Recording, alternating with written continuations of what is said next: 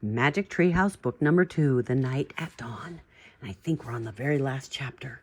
Chapter 10, One Mystery Solved. The air was warm. It was dawn. Far away a dog barked. I think that's Henry barking, Annie said. Jack and Annie both looked out the treehouse window. We're home, said Annie. Yay! Oh, that was close, said Jack. In the distance, streetlights glowed near their house. There was a light on in their upstairs window. Uh-oh, said Annie. I think Mom and Dad are up. Hurry. Wait. In a daze, Jack opened his pack. He pulled out the castle book. It was quite wet, but Jack placed it back with all the other books. Come on, said Annie. She started climbing out of the treehouse. Jack followed her down the rope ladder. They reached the ground and took off running between the gray-black trees. They left the woods and ran down their quiet street. They got to their yard and crept across the lawn. They opened the front door carefully and slipped inside their house. They're not downstairs yet, whispered Annie. Shh, said Jack. He led the way up the stairs and down the hall. There was no sign of their mom or dad, but Jack could hear the water running in the bathroom. Their house was so different from the dark, cold castle. It was safe and cozy and friendly. Annie stopped at her bedroom door. She gave Jack a smile, then disappeared inside her room.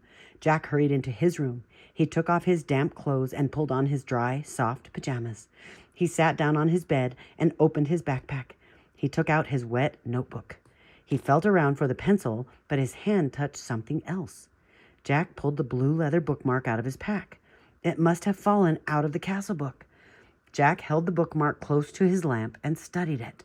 The leather was smooth and worn. It seemed ancient. For the first time, Jack noticed a letter on the bookmark. It was a fancy M. Jack opened the drawer next to his bed. He took out the gold medallion. He looked at the letter on it. It was the same M. Now this was an amazing new fact. Jack took a deep breath. At least that was one mystery solved.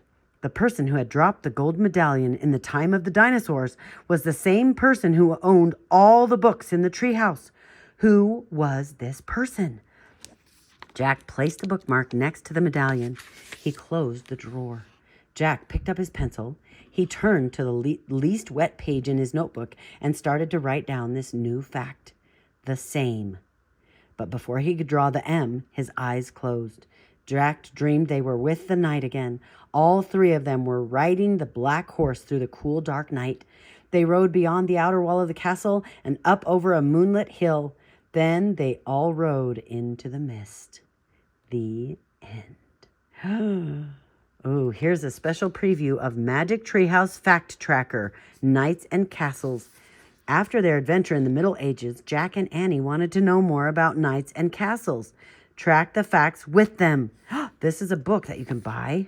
She says it's available now. Oh, here it is, right here. It's the end.